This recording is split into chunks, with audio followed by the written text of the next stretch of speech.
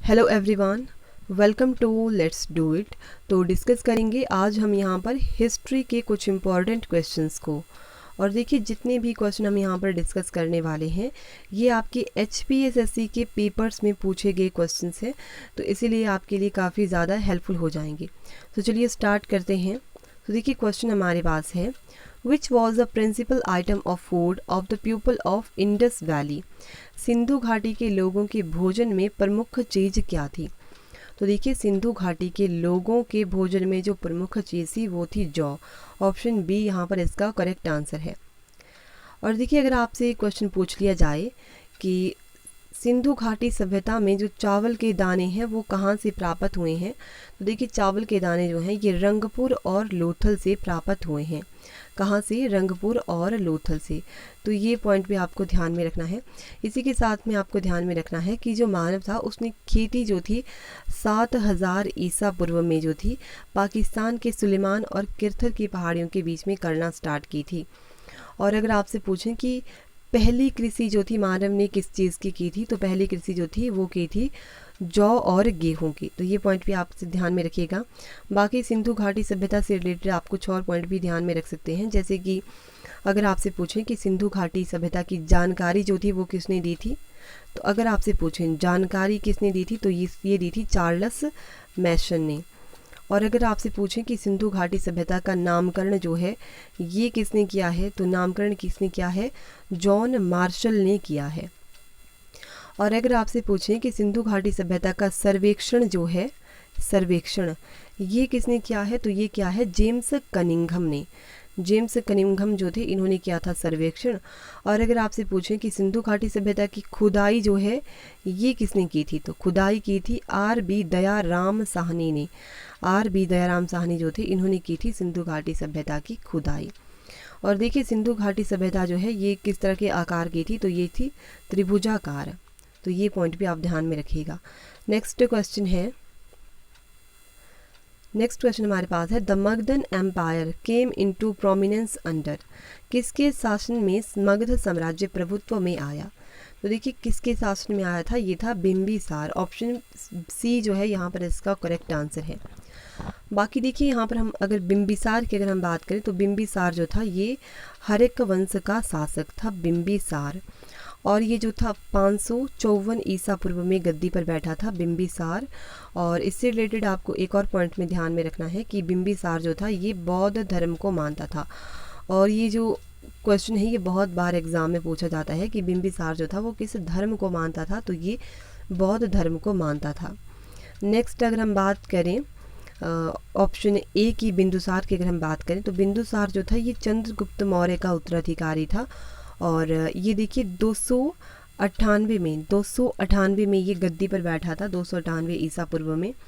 और बिंदुसार जो है इसे ही अमित्र घात के नाम से भी जाना गया है। अमित्र घात के नाम से इसे जाना गया है, जिसका अर्थ होता है शत्रु विनाशक। और जैन ग्रंथों के अनुसार जो बिंदुसार है इसे कहा गया है सिंह सेन। तो ये पॉइंट भी आपको ध्यान में रखना है। नेक्स्ट हम बात करते हैं ऑप्शन बी की, अजातशत्रु की। तो अजातशत्रु जो है इसके बारे में आपको ध्यान में रखना है कि अजातशत्रु का उपनाम था कुणिक। और देखिए, अजातशत्रु जो था ये किस धर्म को मानता था, तो ये जैन धर्म को मानता था। लगभग अजातशत्रु ने जो है 32 वर्षों तक शासन किया है। एंड ऑप्शन सी यानी कि बिंबिसार के बारे में अगर हम और जानने की कोशिश करें, तो देखिए बिंबिसार जो था यह प्रथम भारतीय राजा था जिसने प्रशासनिक व्यवस्था पर बल दिया था। तो ये पॉइंट भी आपको बिल्कुल ध्यान में रखना है, इससे रिलेटेड भी एग्जाम में क्वेश्चन बन सकता है। तो बिंबिसार क्या था? प्रथम भारतीय राजा था जिसने प्रशासनिक व्यवस्था पर बल दिया था। तो 127 क्वेश्चन जो है इसका राइट आंसर है बिंबिसार। नेक्स्ट क्वेश्चन है, निम्न में से कौन गुप्त काल में प्रसिद्ध बौद्ध विद्वान नहीं थे। तो कौन नहीं थे? ये थे सिद्धसेन। ऑप्शन डी यहाँ पर इसका करेक्ट आंसर है। बाकी अगर हम यहाँ पर बात करें ऑप्शन ए असंग, वाशुवंत एंड दिगनाग की, ये जो थे ये गुप्त काल के प्रसिद्ध बौद्ध विद्वान थे। और यहाँ पर अगर हम बात करें गुप्ता की, गुप्त काल की अगर हम बात करें तो देखिए गुप्त वंश का संस्थापक जो था वो था श्रीगुप्त। श्रीगुप्त जो था ये गद्दी पर कब बैठा था, तो 240 ईस्वी में ये गद्दी पर बैठा था। गुप्त वंश जो है 240 से लेकर के 467 ईस्वी तक रहता है। अगर आपसे पूछें कि गुप्त वंश जो है इसका वास्तविक संस्थापक कौन था, तो वो था चंद्रगुप्त प्रथम। ये पॉइंट भी आपको ध्यान में रखना है। इसी के साथ में आपको समुद्रगुप्त के बारे में भी ध्यान रखना है। समुद्रगुप्त, तो देखिए समुद्रगुप्त जो था इसने आर्यावर्त के 9 शासकों और दक्षिणावर्त के 12 शासकों को पराजित किया था, और जिसके कारण जो था समुद्रगुप्त को पराक्रमांक की उपाधि दी गई थी। और समुद्रगुप्त जो है इसे भारत का नेपोलियन के नाम से भी जाना जाता है। गुप्त वंश का एक और शासक है, काफ़ी फेमस शासक है, जिसके बारे में एग्जाम में क्वेश्चन बनता है, वो है कुमारगुप्त प्रथम। तो इससे रिलेटेड एग्जाम में क्वेश्चन ये बनता है कि निम्न में से किस शासक ने जो था नालंदा विश्वविद्यालय की स्थापना की थी, तो वो था ये कुमारगुप्त प्रथम। तो आपको ध्यान में रखना है कि नालंदा विश्वविद्यालय का संस्थापक जो था वो था कुमारगुप्त। इसी के साथ में आपको कुछ और पॉइंट ध्यान में रखने हैं जिनसे रिलेटेड एग्जाम में क्वेश्चन बन जाते हैं। जैसे कि आपसे पूछ सकते हैं गुप्तों का राज धर्म जो था वो क्या था। तो देखिए गुप्तों का राज धर्म जो था ये था वैष्णव धर्म। और अगर आपसे पूछें कि गुप्तों के संबंध में इनका राज चिन्ह क्या था, तो देखिए गुप्तों का राज चिन्ह जो था ये था गरुड़, इनका राज चिन्ह था। और इनसे रिलेटेड आपको एक और पॉइंट में ध्यान रखना है कि गुप्त जो थे, अगर आपसे पूछें कि मंदिर बनाने की कला का जन्म जो था किसके टाइम में हुआ है, तो ये हुआ है गुप्त काल के टाइम में।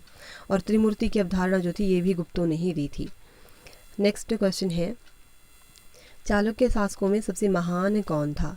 तो देखिए चालुक्य शासकों में सबसे महान जो था ये था पुलकेशन द्वितीय। सो ऑप्शन बी यहाँ पर इसका करेक्ट आंसर है। बाकी अगर हम यहाँ पर पुलकेशन द्वितीय की अगर हम बात करें तो पुलकेशन द्वितीय जो था ये चालुक्य वंश वातापी का शासक था, पुलकेशन द्वितीय। और इसके संबंध में एक बहुत ही इम्पॉर्टेंट क्वेश्चन बन जाता है कि क्वेश्चन आपसे पूछा जा सकता है कि निम्न में से किस अभिलेख का संबंध जो है वो पुलकेशन द्वितीय से है। तो देखिए ऐहोल अभिलेख जो है इसका संबंध है पुलकेशन द्वितीय से। और अगर आपसे पूछें कि ऐहोल अभिलेख के लेखक कौन थे, तो वो थे रवि कीर्ति। कौन थे? रवि कीर्ति। तो ये पॉइंट भी आपको ध्यान में रखना है। और इसी के साथ में आपको एक और पॉइंट ध्यान में रखना है कि ये जो पुलकेशन द्वितीय था इसने जो था हर्षवर्धन जो था इसको हराया था पुलकेशन द्वितीय ने। और हर्षवर्धन को हरा करके पुलकेशन द्वितीय ने परमेश्वर की उपाधि धारण की थी। परमेश्वर की उपाधि धारण की थी। और इसे जो है पुलकेशन द्वितीय को दक्षिणापथेश्वर के नाम से भी जाना जाता है। किस नाम से? दक्षिणापथेश्वर के नाम से इसको जाना गया है पुलकेशन द्वितीय को। तो ये पॉइंट भी आप ध्यान में रखिएगा। नेक्स्ट क्वेश्चन है बृहद कथा कोश किसके द्वारा लिखा गया था। तो देखिए बृहद कथा कोश जो है ये लिखा गया है हरिसेन के द्वारा। सो ऑप्शन इसका बी जो है ये करेक्ट आंसर है। बृहद कथा कोश किसने लिखा है? हरिसेन ने। अच्छा कमेंट करके बताइए कि जो हरिसेन थे ये किसके दरबारी कवि थे। नेक्स्ट अगर हम यहाँ पर बात करें ऑप्शन ए यानी कि कल्हण की, अगर पूछ लें कि कल्हण की फेमस बुक कौन सी है, तो वो है राजतरंगिणी। या आपसे कुछ इस तरह से भी पूछ सकते हैं कि राजतरंगिणी बुक जो है ये किसके द्वारा लिखी गई है। किसके द्वारा? कल्हण के द्वारा लिखी गई है। नेक्स्ट अगर हम बात करें ऑप्शन सी यानी कि बाण भट्ट की, तो बाण भट्ट की बुक्स हैं एक तो हर्षचरित और दूसरी का नाम है कादम्बरी। तो ये पॉइंट भी आपको ध्यान में रखने हैं कि बाण भट्ट जो हैं उन्होंने कौन सी बुक्स लिखी हैं। एक है हर्षचरित और दूसरी है कादम्बरी। नेक्स्ट क्वेश्चन है सिकंदर-ए-सानी का खिताब किसके द्वारा धारण किया गया था। The title of Sikandar e Sani was adopted by. तो किसके द्वारा धारण किया गया था? ये थे अलाउद्दीन खिलजी। ऑप्शन बी यहाँ पर इसका करेक्ट आंसर है। सिकंदर-ए-सानी की उपाधि जो थी अलाउद्दीन खिलजी ने धारण की थी। तो यहाँ पर हम बात कर लेते हैं अलाउद्दीन खिलजी की। तो देखिए अलाउद्दीन खिलजी की अगर हम बात करें तो इनके बचपन का नाम जो था वो था अली या गुरसाब के नाम से इन्हें बचपन में जाना जाता था। बाकी अलाउद्दीन खिलजी जो थे इन्होंने सेना को नकद वेतन देने और स्थायी सेना की नींव रखी थी अलाउद्दीन खिलजी ने। और ये क्वेश्चन पता नहीं कितनी बार पूछा जाता है कि किस शासक ने स्थायी सेना की नींव रखी थी। तो ये थे अलाउद्दीन खिलजी। और इसी के साथ में आपको ध्यान में रखना है कि घोड़ा दागने की प्रथा जो थी वो किसने स्टार्ट की थी।